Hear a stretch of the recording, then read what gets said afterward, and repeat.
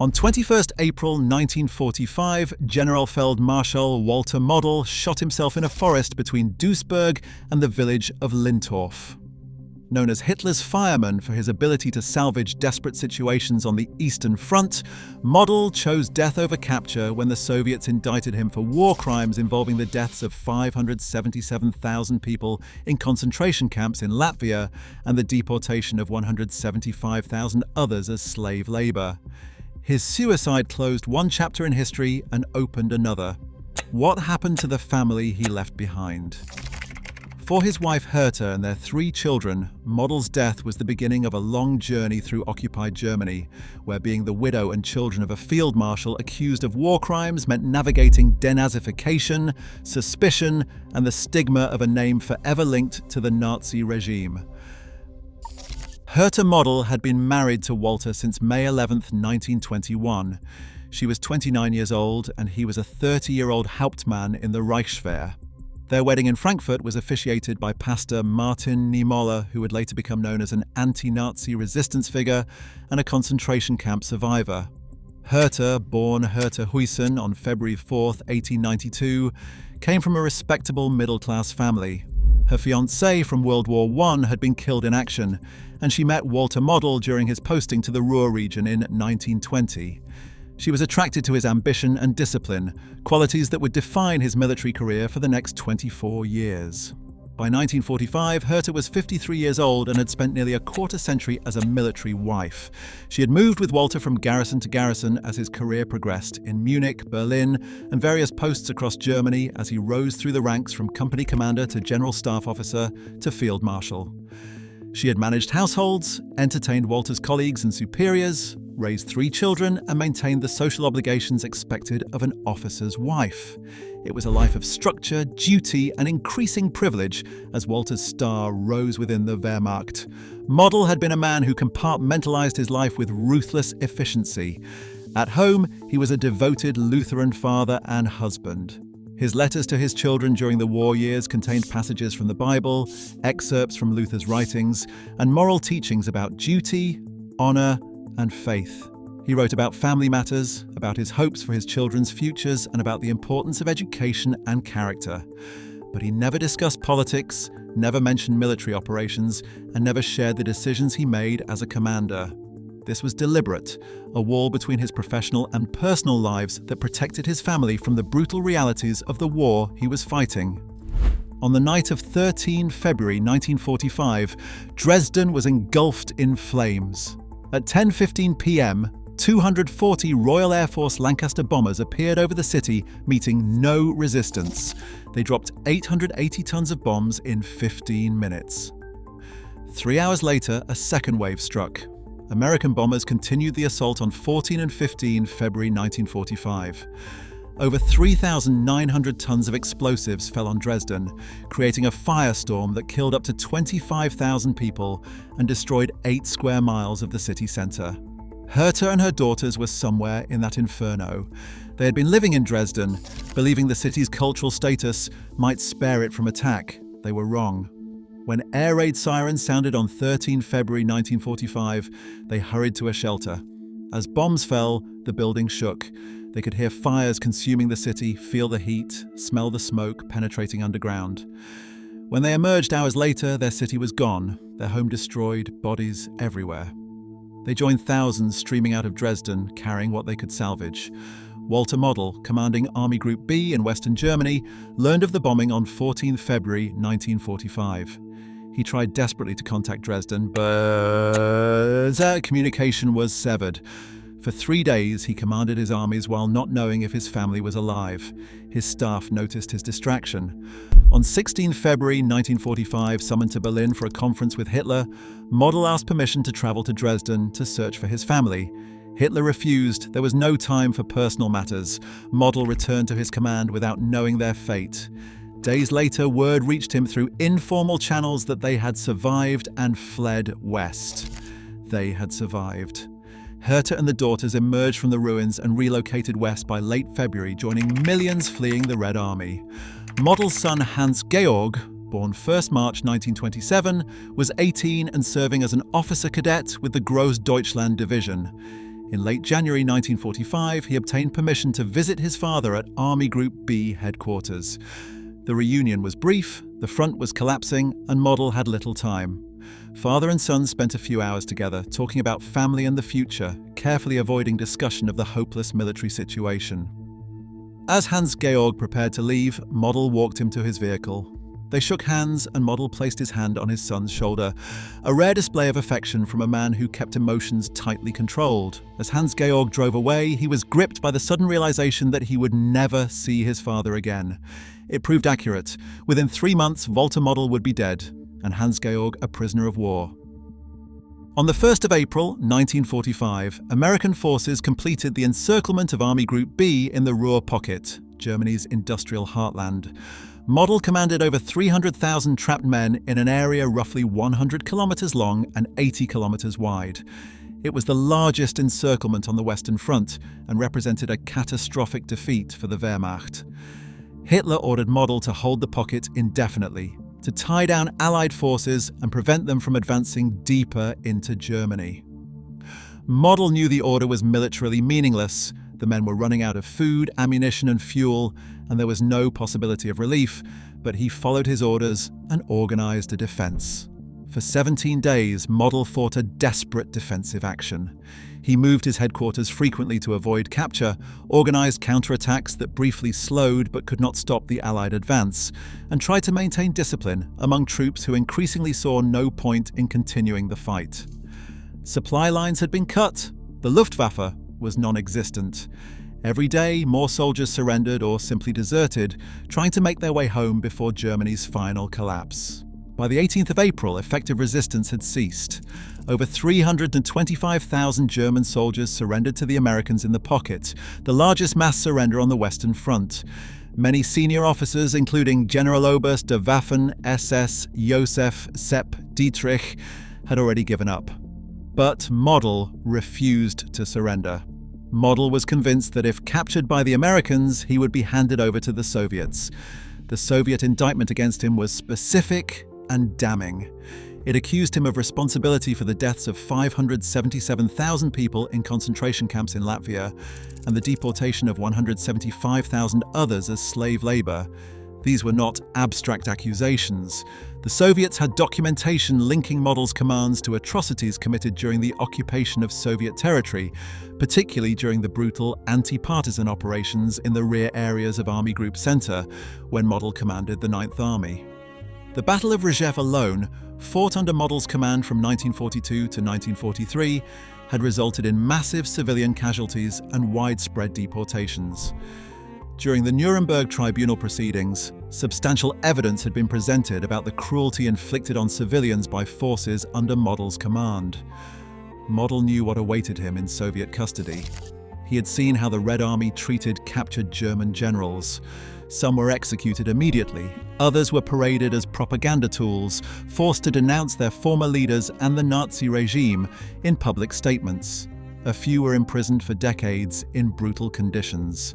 Model thought of Generalfeldmarschall Friedrich Paulus, who had surrendered at Stalingrad and was now a Soviet prisoner, used for propaganda broadcasts. Model, proud and rigid in his sense of honor, would not endure that humiliation. He had spent his career as a professional soldier. He would not end it as a Soviet puppet. On the 21st of April, Model gathered his remaining staff officers at his final headquarters. He formally dissolved Army Group B, releasing his men from their oaths of allegiance and encouraging them to make their way home as best they could. Then he spoke his final words. Has everything been done to justify our actions in the light of history? What can there be left for a commander in defeat? In antiquity, they took poison. It was a reference to ancient Roman commanders who chose death over dishonor, a comparison Model had made before. He had always seen himself in the tradition of classical military virtue, where duty and honor mattered more than survival. He took his adjutant, Colonel Theodor Pilling, and walked into the forest near the village of Lintorf. The woods were quiet, far from the noise of surrendering armies and advancing Allied forces. Model had with him a small 6.35mm pistol, hardly a weapon befitting a field marshal, but adequate for his purpose. In the quiet of the forest, away from his men and his command, he placed the pistol to his head and pulled the trigger. He was 54 years old. He died instantly. Pilling and a small group of soldiers who had remained loyal to the end wrapped Model's body in a blanket and buried him where he fell. They dug a shallow grave, placed his body in it, and marked the spot with a wooden cross and careful notation of the coordinates. They knew that someday someone would want to recover the body. Then they left, joining the millions of defeated German soldiers trying to find their way home through the ruins of the Reich. For Herta, news of Walter Model's death arrived through military channels amid Germany's collapse. She learned he had chosen death over capture and that he was buried in a forest grave. Herta was now a widow in a defeated country, wife of a dead field marshal accused by the Soviets of war crimes. She had no home, few possessions, and 3 adult children to support. The name Model still carried weight. Soviet authorities included Walter on their list of wanted war criminals, and though he was dead, that designation shadowed his family. Herta faced the challenge of providing for her family in a devastated Germany. The comfortable lifestyle she had known as a field marshal's wife was gone forever. Under the Nazi regime, field marshals' families had enjoyed considerable privileges, spacious housing, household staff, access to luxury goods, and generous salaries. All of that disappeared on May 8, 1945. There were no military pensions for widows of men accused of war crimes. Herta was in her mid-50s with no professional training or work experience outside the home. She had spent her adult life as a military wife, moving from garrison to garrison as Walter's career advanced. Those skills had little value in post-war Germany, where survival depended on ration cards and connections to the black market. Food was scarce throughout Germany in the late 1940s. The average German civilian subsisted on approximately 1,500 calories per day. For Herta and her children, finding food became a daily obsession.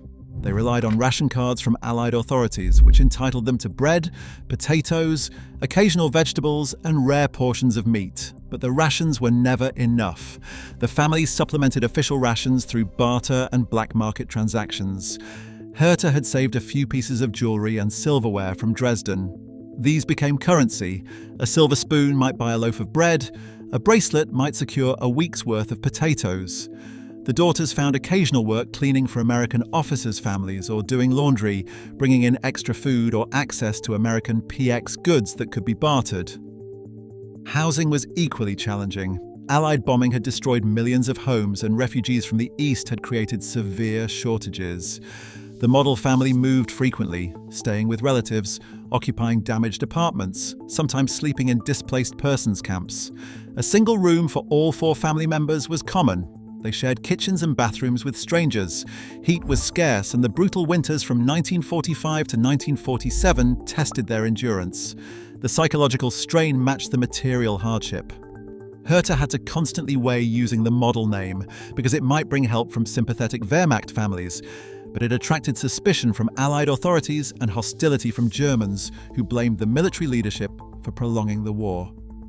For Herta, the post-war years were marked by hardship and obscurity. She lived modestly, relying on support from relatives and whatever work her daughters could find. Her social circle shrank to other military families who shared her experience of loss. These informal networks of Wehrmacht widows provided emotional and sometimes financial support, creating a parallel community within post-war German society. After Germany's surrender on May 8, 1945, Hans-Georg was taken into Allied custody. The Großdeutschland division surrendered to American forces in Czechoslovakia. His status as a field marshal's son attracted immediate attention. American and British interrogators questioned him repeatedly about Model's activities, mental state, relationships with Nazi leaders, and knowledge of war crimes. They asked about hidden bank accounts, escape routes, concentration camps, the Holocaust. Hans-Georg could tell them very little. Model's lifelong separation of military and family life meant his children knew almost nothing about his wartime role. Hans-Georg could describe his January visit, but he had no information about military operations, relationships with Nazi leadership, or involvement in war crimes. He did not know about the Soviet indictment or the specific accusations. The questioning went on for weeks as he was moved between camps and interviewed by different intelligence agencies. Hans-Georg was released relatively quickly compared to many German POWs. At 18, with no command responsibility, he had not been in a position to commit war crimes. But being Model's son meant his release took longer than it would have for an ordinary officer cadet. After several months of detention and interrogation, he was finally released and allowed to search for his mother and sisters. When Hans-Georg found his mother and sisters, they faced Denazification tribunals.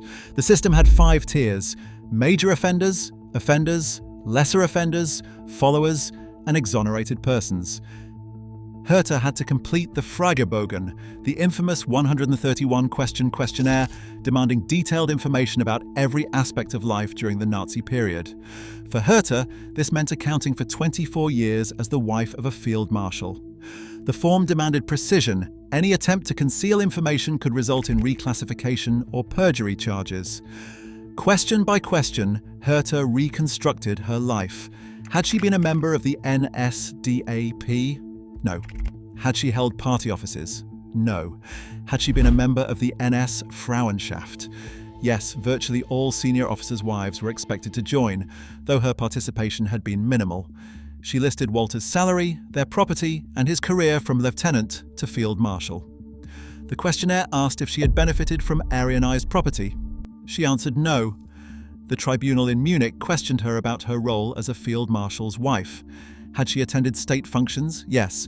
Hitler had attended dinners at their home, and she had met Goering, Goebbels, and others. The judges asked if she had expressed support for Nazi policies. Herta answered carefully. She had not been political, had focused on family, and had never made public statements. The prosecutors noted the considerable privileges, large residences, household staff, luxury goods, and special allowances. Herta did not deny these advantages, but she argued that she had not personally participated in Nazi politics, had not held party offices, and had not been involved in war crimes. She had been a wife and mother, nothing more. The consequences were significant. Herta faced employment restrictions, lost voting rights, and most importantly, lost any claim to a military widow's pension. Under Nazi-era law, widows of Wehrmacht officers had received generous pensions. The Allies terminated those payments. Herta would have to survive on whatever her children could provide. Hella and Christa faced similar tribunals. Both were classified as Mittlere Uferinnen. Hans-Georg's hearing was more complex because he had been a soldier with the Großdeutschland division. His defense was straightforward. He had been an 18-year-old cadet in the war's final months, had not commanded troops, and had not made operational decisions. The tribunal classified him as a Mittlere Ufer. The classifications carried social stigma and economic restrictions, but the models had been spared the harshest penalties. The family's relationship with Walter Model's memory was complex. Unlike some Nazi families who publicly distanced themselves or confronted their father's crimes, the Models maintained quiet loyalty. Herta never spoke publicly about the Soviet accusations, maintaining that Walter had been a professional officer doing his duty, not a participant in atrocities. This narrative allowed the family to preserve dignity while reflecting the broader clean Wehrmacht myth that would take decades to dismantle. Model's compartmentalization meant his children could remember him as a devoted father rather than as a commander responsible for civilian deaths. For Herta, the post-war years were marked by hardship and obscurity. She lived modestly, relying on support from relatives and whatever work her daughters could find. Germany in the late 1940s and 1950s offered few opportunities for women in their 50s with no professional training. Herta's social circle shrank to other military families who shared her experience of loss and displacement. These informal networks of Wehrmacht widows and families provided emotional and sometimes financial support, creating a parallel community within post-war German society. The daughters, Hella and Christa, faced building lives in a country with little use for defeated generals' children. Both eventually married and avoided public attention entirely, using their married names to distance themselves from the Model surname. In 1950s West Germany, they could disappear into middle-class society. Both likely faced questions about their father throughout their lives, having to decide whether to acknowledge the connection or deflect. By choosing privacy, they carved out space separate from his legacy. Their silence has been complete. Hans-Georg Model's trajectory was different. In 1955, a decade after his father's death, he undertook a mission that would define his relationship with his father's memory. By then, he was 28 years old and beginning a career in the Bundeswehr. The recovery of Walter Model's body became his personal mission. Hans-Georg contacted Colonel Theodor Pilling, his father's former adjutant who had witnessed Model's suicide and burial. Pilling was now in his early 60s and working as an engineer. He had kept the burial location secret for a decade. When Hans-Georg contacted him in early 1955, Pilling immediately agreed to help, viewing it as his final duty to his former commander. Pilling contacted other former Army Group B officers who agreed to participate. The planning took several months. Hans-Georg obtained permission from local authorities in Ratingen, explaining his father had been a soldier who died in the war and that the family wished to give him a proper burial. In July 1955, Hans-Georg, Pilling, and about 5 other former Wehrmacht officers travelled to the forest near Lintorf. Pilling had kept careful notes about the location, but 10 years of growth had changed the forest. It took hours to locate the exact spot. The wooden cross was still standing, weathered and overgrown, and the faded inscription read, Generalfeldmarschall Walter Model, 21st of April, 1945. Inscription. The exhumation was conducted with dignity. They dug carefully, aware the remains would be fragile. When they reached the body wrapped in the deteriorated blanket, there was a moment of silence. Identification was confirmed through location, Pilling's testimony, personal effects including Model's wedding ring and the Knight's Cross, and dental records. Model's remains were carefully placed in a simple military-style coffin. The group held a brief ceremony, a psalm and a military prayer, then transported the coffin to Vossenack. The reburial ceremony was deliberately small and low-key, attended by Herta, now 63, Hans-Georg, his sisters, and about 20 former Wehrmacht officers. There were no speeches celebrating Model's achievements, no military honours beyond those customary for any soldier. Herta stood at the graveside, her grief private. The headstone was simple: Generalfeldmarschall Walter Model, 24th of January 1891 to 21st of April 1945. No mention of campaigns or controversies. For Hans-Georg, the recovery was both filial duty and a statement about how he wanted his father remembered. By giving Model a proper military burial, he ensured his father would be memorialized as part of the Wehrmacht tradition rather than simply as an accused war criminal. The grave became a site of quiet pilgrimage for some veterans.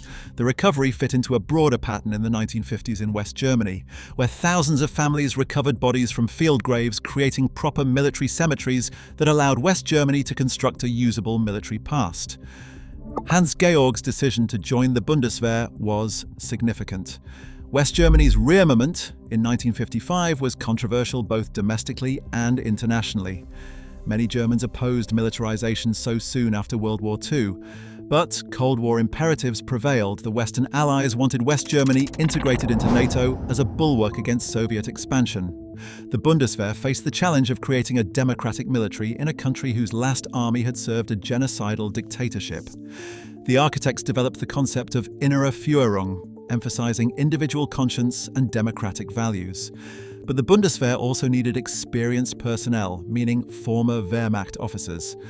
Hans-Georg represented this dilemma: young, educated, with minimal involvement in Nazi crimes, but bearing one of the most famous names in Wehrmacht history.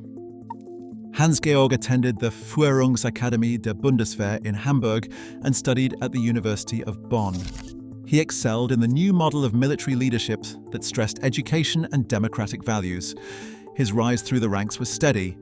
By the 1970s, he was a colonel in staff positions requiring strategic planning and NATO coordination. In the 1980s, he was promoted to brigadier general.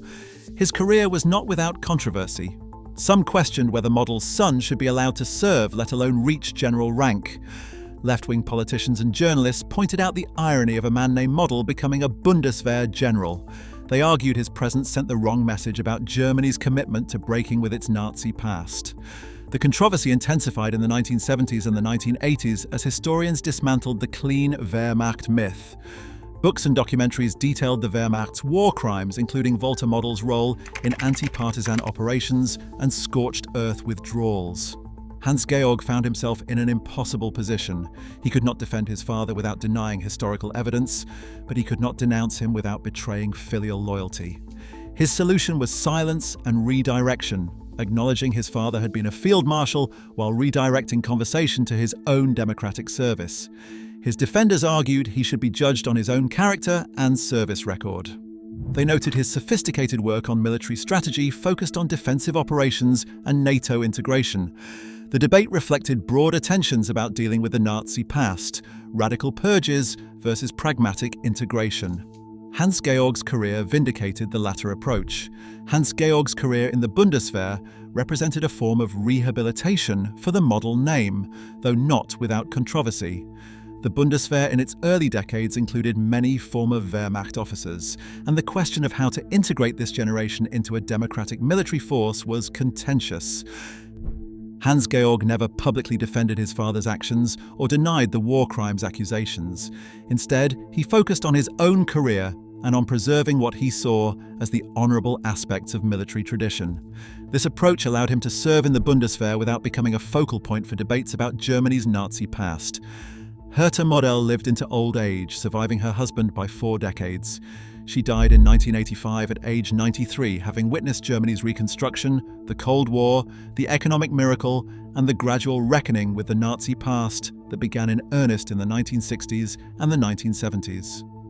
The Germany of her final years bore little resemblance to the country she had known. The Federal Republic was democratic, prosperous, and integrated into Western Europe. Younger Germans were asking uncomfortable questions about what their parents had done during the Nazi era. She never participated in this reckoning. In her final years, she lived quietly, supported by her children. She never gave interviews or wrote memoirs. Her silence reflected loyalty, grief, and unwillingness to confront uncomfortable truths. She had been married to Walter Model for 24 years before his death. Her entire adult life had been shaped by her role as a military wife. To question that life would have been to question everything she had been. When she died, she was buried alongside Walter at Wassenack, completing a long journey for the Model children. The Model family's story illustrates the diversity of responses among Nazi military families to the post-war era.